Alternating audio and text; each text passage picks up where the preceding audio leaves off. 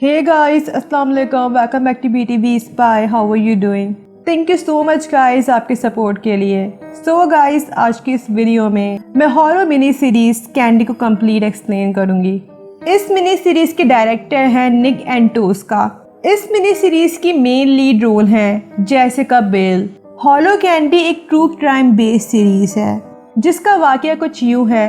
13 जून 1980 में टेक्सास के एक छोटे से टाउन में एक ऐसे क्राइम पेश आया जिसने टेक्सास के लोगों को हिलाकर रख दिया था। लेकिन जब जूरी के सामने मुजरिम पेश किया गया तो जूरी कंफ्यूज थी कि आखिर वो क्या डिसीजन ले इस क्राइम के लिए। इवन आज तक लोग इस मिस्ट्री को समझने की कोशिश कर रहे हैं। गाइस, इस वीडियो में मेजर स्पॉयलर्स हैं। कैंडी हॉलो पर रिलीज हुई मई 9, 2022 में IMDb पर कैंडी को मिले हैं 7.3 स्टार्स आउट ऑफ 10। गाइस, अगर आपने BTV स्पाई को अभी तक सब्सक्राइब नहीं किया तो इसे ज़रूर सब्सक्राइब कर लें और साथ में बेल आइकन भी ज़रूर प्रेस कर दिएगा ताकि मेरी न्यू वीडियो आने की अपडेट आपको मिल जाए। Okay guys, let's get to it the mini series. Mini series शुरू होती है 13 जून 1980 को। एक खौफनाक वाक़या पेश आता है। बेटी गोर अपने घर वाइनी टेक्सास में कत्ल हुई पाई जाती है। बेटी की बॉडी में किसी ने 41 टाइम्स एक्स मारी थी और इसी वजह से उसकी बॉडी के टुकड़े हो गए थे।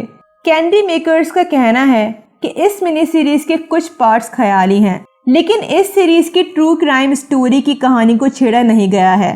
खैर, Candy Montgomery as a Candy born हुई थी 15 नवंबर 1949 में और कैंडी पर मर्डर चार्ज था बेटी का।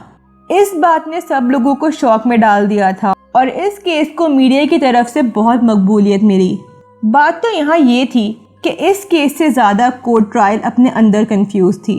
अब सवाल यहाँ ये बनता था कि क्या जूरी का फैसला सही था या ये एक बहुत बड़ी गलती थी। खौफनाक इंसिडेंट्स के दिन बेटी का हस्बैंड एलन गॉर अपने बिजनेस ट्रिप के सिलसिले में अब्रॉड जा रहा था और इस बात से बेटी बिल्कुल खुश नहीं थी।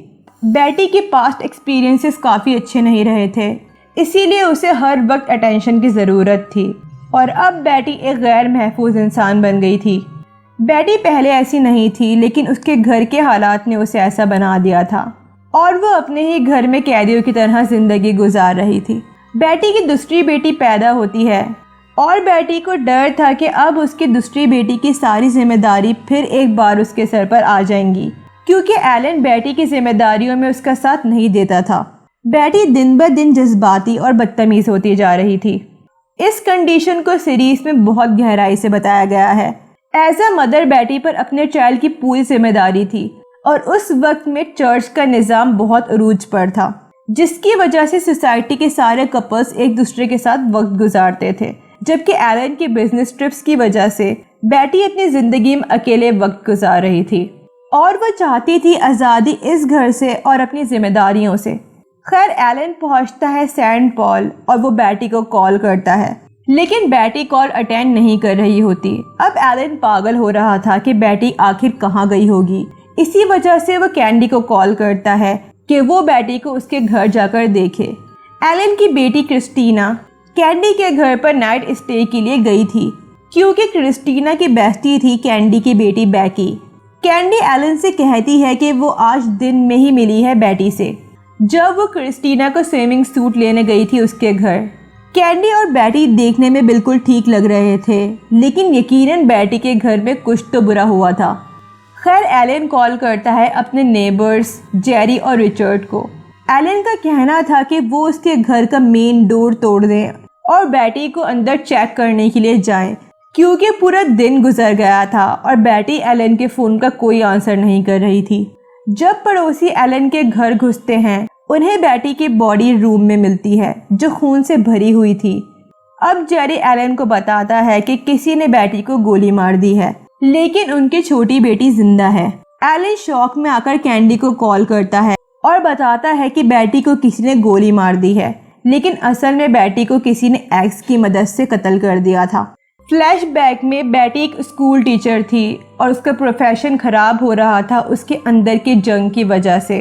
बेटी की खुशी और मूड का बदलना अपने हस्बैंड की वजह से था और एलन बेटी से खुद को दूर रखता था।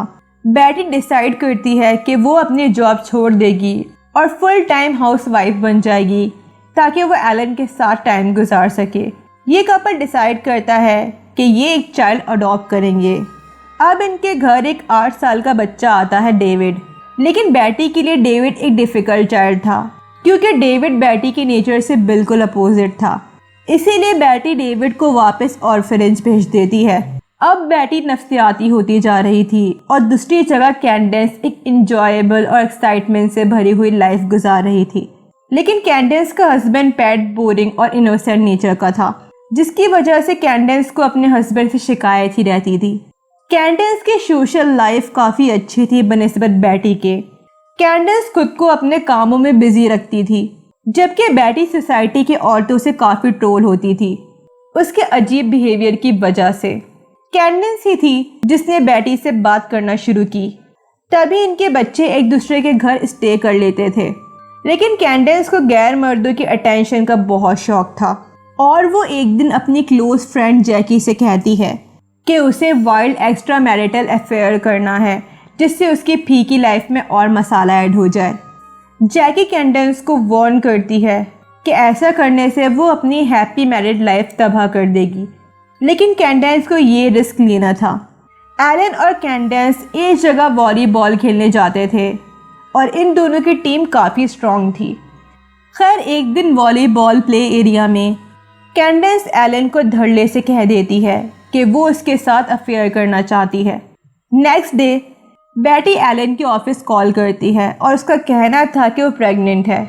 एलन ये बात सुनकर फिर एक बार अपनी जिम्मेदारियों से भागना चाहता था और वो बेटी के गुस्से और रूड बिहेवियर का सोचकर डर रहा था। इसीलिए वो फ़ोन रखता है और कैंडेंस का ऑफर मान जाता है। एलन और कैंडेंस मोटेल्स में मिलना शुरू हो गए थे और वो सेक्सुअल रिलेशनशिप में आ गए थे। अब साथ ही साथ कैंडेंस बेटी को ये भी एडवाइस दे रही थी कि वो अपने हस्बैंड से क्लोज हो जाए। बेटी और एलन ज्वाइन करते हैं एक ग्रुप, मैरिज एनकाउंटर, और अब इस कपल के बीच हालात बेहतर हो रहे थे। कैंडेंस को अब ऐसा फील हो रहा था कि वो अपने हाथों से अपनी लाइफ तबाह कर रही थी, क्योंकि उसने बेटी के लिए बेबी शावर ऑर्गेनाइज किया था। और वो फ्रस्ट्रेशन में आकर अपने और एलन के अफेयर के बारे में अपनी फ्रेंड शेरी को बता देती है। दूसरी तरफ पैट को कैंडेंस और एलन के अफेयर के बारे में पता चल जाता है और वो इस बात के लिए खुद को ब्लेम कर रहा था, क्योंकि पैट कैंडेंस को वो सब नहीं देता था जो असल में कैंडेंस को चाहिए था। पैट फैसला करता है कि वो अब कैंडेंस के साथ न्यू लाइफ स्टार्ट करेगा। Okay guys, let's get to it, the ending. Present में डिप्टी स्टीव बेटी का मर्डर केस देख रहा था और उसने क्राइम सीन से सारे एविडेंस फाइंड कर लिए थे जो किलर मर्डर के पीछे छोड़कर गया था। एलन की क्रिमिनल हिस्ट्री क्लियर थी, लेकिन एलन ने स्टीव को अपने और कैंडेंस के अफेयर के बारे में नहीं बताया था। लेकिन एलन को इस बात का अंदाज़ा था कि एक दिन स्टीव को सच का पता चल ही जाएगा। इसी वजह से वो स्टीव को अपने और कैंडेंस के सेक्सुअल रिलेशनशिप के बारे में बता देता है। एलन का कहना था कि उसने कैंडेंस से इसीलिए ब्रेकअप किया था क्योंकि कैंडेंस के दिल में एलन के लिए फीलिंग्स आ गई थी। जब कैंडेंस से इस बारे में पूछा जाता है तो वो भी कहती है कि उनका रिलेशनशिप कुछ मंथ्स पहले ही ख़त्म हो गया था, लेकिन इन दोनों के स्टेटमेंट्स में बहुत सारी बातें मुख्तलिफ थीं। एलन ने काफ़ी जल्दी मूव ऑन कर लिया था अपनी लाइफ में और एलन को बेटी की फ्रेंड एलिन के लिए फीलिंग्स आ गई। ये बात बहुत हैरान करने वाली थी एलन के कैरेक्टर के हवाले से। कैंडी जाती है अपने फ्रेंड क्राउडर के पास और क्राउडर एक लॉयर था और कैंडेंस क्राउडर को अपना केस अटर्नी हायर करती है। पहले तो वो क्राउडर को कहती है कि उसने बेटी का मर्डर नहीं किया, लेकिन जब उसे अंदाज़ा हो जाता है कि पुलिस कैंडेंस के खिलाफ सबूत ढूंढ ही लेगी तो वो क्राउडर को बता देती है कि उसने बेटी का मर्डर किया सेल्फ डिफेंस में। ट्रायल शुरू होता है और जूरी के सामने भी यही स्टेटमेंट्स रखे जाते हैं कि कैंडेंस ने बेटी को सेल्फ डिफेंस में मारा है। अब जूरी ये मान भी जाती है, लेकिन सवाल ये था कि सेल्फ डिफेंस में कोई किसी को 41 टाइम्स क्यों एक्स मारेगा। लेकिन क्राउडर एक चालाक बंदा था कैंडेंस की तरह, उसने पहले से ही इस बात का जवाब ढूंढ रखा था। क्राउडर एक रिपोर्ट पेश करता है। ये रिपोर्ट एक साइकोलॉजिस्ट की सजेशन रिपोर्ट थी जिसमें लिखा था कि कैंडेंस को डिसोशिएटिव डिसऑर्डर है। जिसमें इंसान को कभी कभी अपनी आइडेंटिटी याद नहीं रहती और वो कुछ इवेंट्स में चला जाता है जिनका उन्हें ट्रॉमा हो। जूरी को भी लगता है कि कैंडेंस बेटी का मर्डर नहीं कर सकती क्योंकि वो बहुत चिलबंदी थी और वो किसी को नुकसान नहीं पहुंचा सकती थी। जूरी अब कैंडेंस के केस में नरमी बरतने लग गई थी। अब सोने पे सुहागा ये था कि एलन कोर्ट में कहता है कि कैंडेंस बेटी का मर्डर नहीं कर सकती है और वो ये भी कहता है कि कैंडेंस और वो अभी भी दोस्त है और वो कोर्ट में ये भी कहता है कि यही सेम स्टेटमेंट उसने पुलिस को भी दिया था। जज रायन कैंडेंस से बहुत गुस्सा था क्योंकि क्राउडर पूरे कोर्ट रूम में अपनी चालाकी और बदतमीजी को आम कर रहा था। इसीलिए जज ने अब ये अपना बदला बना लिया था कि वो कैंडेंस को किसी हालत में भी बचने नहीं देगा। जूरी एक से एक सबूत पेश कर रही थी और यहाँ ये केस बन गया था कि कैंडेंस ने बेटी का मर्डर सेल्फ डिफेंस में नहीं किया था। अब पूरी कंट्री के लोग शॉक में थे कि कोर्ट ने सही डिसीजन नहीं लिया है। पुलिस का कहना था कि मर्डर वेपन एक्स पर बेटी के फिंगरप्रिंट्स पाए नहीं गए, उस पर सिर्फ कैंडेंस के फिंगरप्रिंट्स थे और कैंडेंस ये सब कहानी बना रही है इनोसेंट बनने के लिए। क्राउडर के शैतानी माइंड में आइडिया आ रहे थे, इसीलिए कैंडेंस एक मेडिकल एक्सपर्ट से अपनी डिसोसिएटेड डिसऑर्डर रिपोर्ट कोर्ट में शो करती है। अब वो वक्त था जब प्रोसिक्यूटर्स खुद को बेबस साबित कर रहे थे। कानून सिर्फ सबूत पर बात करता है और जिस केस में सबूत ही ना हो वो केस वीक केस होता है। अब स्टीव वापस से क्राइम सीन रिक्रिएट करता है और उसे अंदाज़ा था कि उसकी इन्वेस्टिगेशन में बहुत सारी खामियां थीं, इसीलिए ये केस बंद हो जाता है और कैंडेंस बाइज्जत बरी हो जाती है। खैर 6 साल बाद क्राउडर टेक्सास के गवर्नमेंट के लिए सेलेक्ट हो गया था और 4 साल के बाद पैट और कैंडेंस की डिवोर्स भी हो गई थी क्योंकि कैंडेंस एक कैरेक्टरलेस औरत थी। क्योंकि एलन से ब्रेकअप के बाद वो शैरी के हस्बैंड के साथ सेक्सुअल रिलेशनशिप में थी। अब कैंडेंस ने टेक्सास छोड़ दिया था और वो एक हॉस्पिटल में as a mental health counsellor की सूरत में काम कर रही थी। दी एंड।